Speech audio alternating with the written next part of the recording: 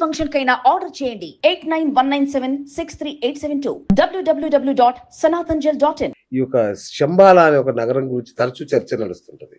ఏంటి గురుగారు అది? ఇది టిబెట్ సమీపంలో ఉన్నటువంటి ఒక మార్మిక నగరం. ఓకే. ఈ నగరాన్ని మన ఉపగ్రహాలు ఫోటో తీయలేవు. 4th డైమెన్షన్లో ఉన్నటువంటి నగరం ఇది. మొత్తము ఈ ఓజోన్ పొరతో నిండిపోయి ఉంటుంది ఆ నగరం. అందుకనే ఫోటోలు తీయలేవు.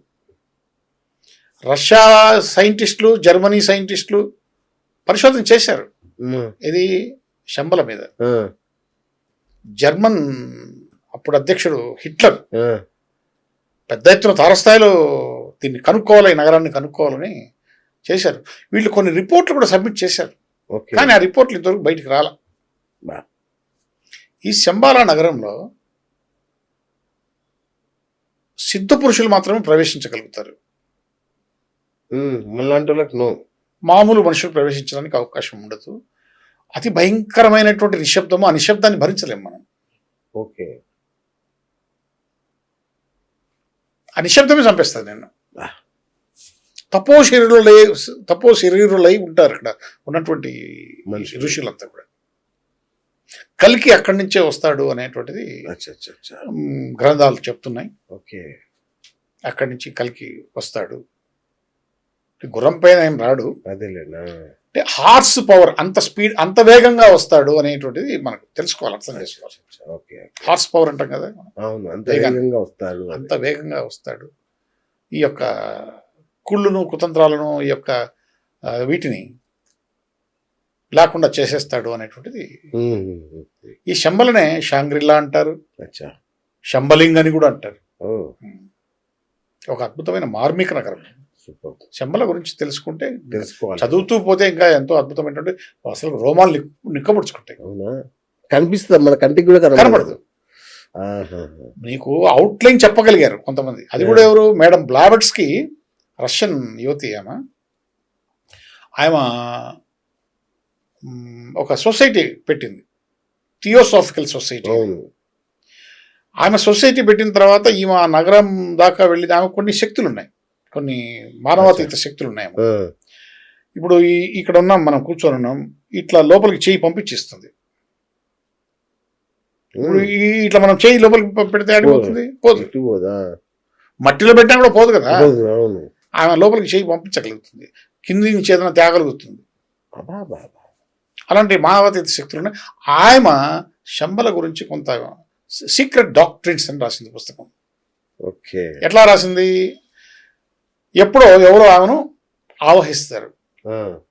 ఇది సప్త ఋషుల్లో ఒక ఋషు, మైత్రేయి అనేటువంటి ఒక ఋషి ఆవహించేవాడు ఆమెను. ఆ సమయంలో కూర్చొని గబగబ రాసేది. మళ్ళా అతను ఆవహించినటువంటి వ్యక్తి వెళ్ళిపోగానే, ఆ మైత్రేయుడు వెళ్ళిపోగానే ఆమె పడిపోయేది స్పృహ లేకుండా. ఆ విధంగా పుస్తకాన్ని సీక్రెట్ డాక్ట్రిన్స్ అని పుస్తకం రాసి అందులో శంబల గురించి కూడా ప్రస్తావన చేసింది. సో ఆ విధంగా ఆమె ప్రపంచానికి తెలియజేసింది. ఆమె తెలియజేసిన తర్వాతనే ఈ రష్యా వాళ్ళు, జర్మనీ వాళ్ళు, ఇంకా ఇతర దేశాలు ఇప్పుడు కూడా పరిశోధనలు జరుగుతూనే ఉన్నాయి. చైనా వాళ్ళు కూడా పరిశోధన చేస్తున్నారు. ఎవరు పరిశోధనలు వాళ్ళు చేస్తున్నారు, బట్ నివేదికలు మన దేశంలోనే ఉందా? టిబెట్ పక్కన. ఓకే. రూట్ మ్యాప్ తెలుసు, దాంట్లో గట్ట ప్రవేశించాల్సింది ఎవరు తెలియదు. అన్నగారు కోటి లింగాలు అంటారు, ఇట్లా చాలా లింగాలు ఉంటాయి కదా, వాటిల్లోకి వెళ్ళా కూడా జ్యోతిర్లింగాలకు చాలా విశిష్టత ఉంటుంది. ఏంటి వాటి ప్రత్యేకత?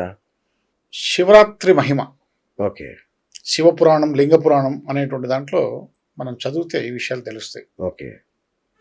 లింగోద్భవ సమయం అని చెప్పేసి శివరాత్రి రోజు లింగం ఉద్భవిస్తుంది, శివలింగం ఉద్భవించింది.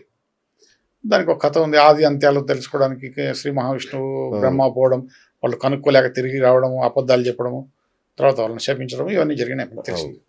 సో ఆ లింగోద్భవ సమయంలో ఆ యొక్క శివలింగం ఆది అంతాలు లేకుండా పెరిగిపోయి, ఆ వేడికి అది పగిలిపోయి 12 ప్రదేశాల్లో పడిపోయింది. ఓకే. సో 12 ప్రదేశాల్లో ఎక్కడైతే పడ్డాయో అవి వాటిని, ఆ శివలింగాలను అక్కడ ఉన్నటువంటి నదులతో అనుసంధానం చేశారు ఋషులు. అచ్చా. నీవు జ్యోతిర్లింగం ఎక్కడున్నా కూడా అక్కడ నది ఉంటుంది, ఓకే.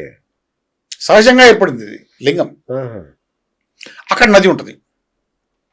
ఓకే. ఆ విధంగా 12 జ్యోతిర్లింగాలను 12 నదులకు అనుసంధానం చేశారు. అచ్చా అచ్చా అచ్చా.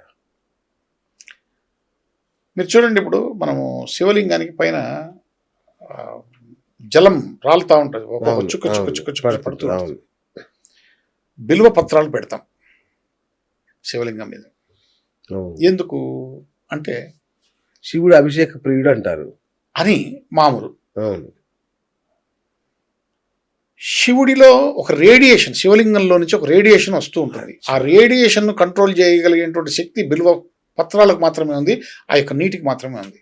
అందుకని నీకు అణు రియాక్టర్లు ఏవైతే ఉన్నాయో అవి శివలింగాకారంలో ఉంటాయి. మీరు కావాలంటే మీరు గూగుల్ సెర్చ్ చేయండి, చూసాను. అవును. అణు రియాక్టర్లని శివలింగ రూపంలో ఉంటాయి. అవును. అవి సముద్రం పక్కనే ఉంటాయి.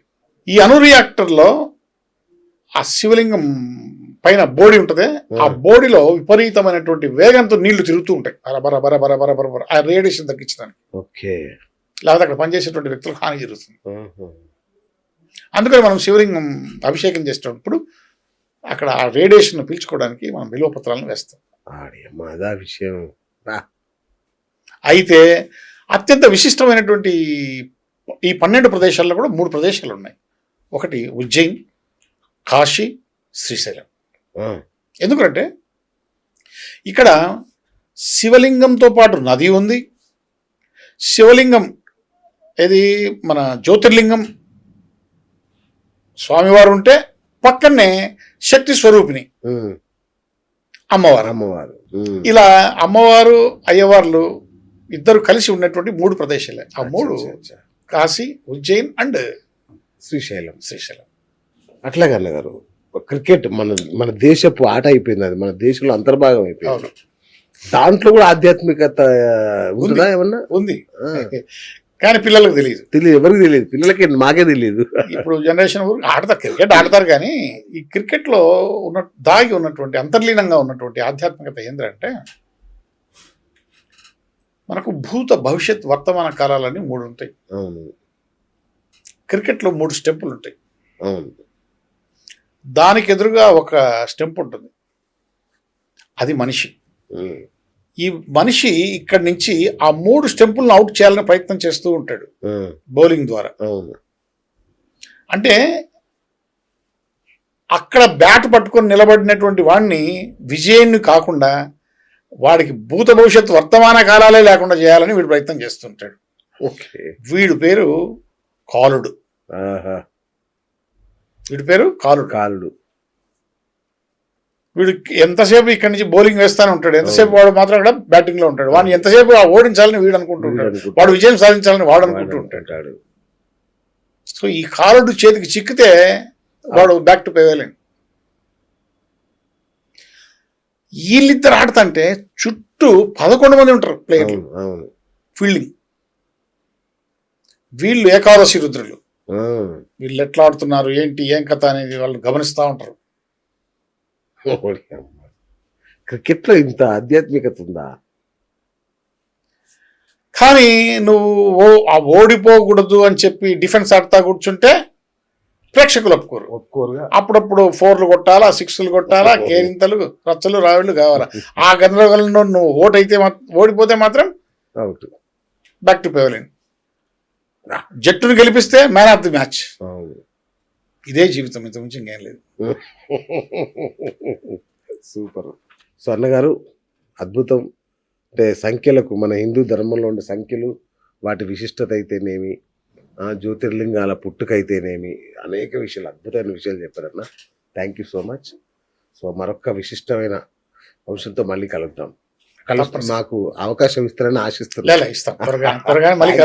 థ్యాంక్ యూ అన్నగారు, థ్యాంక్ యూ సో మచ్.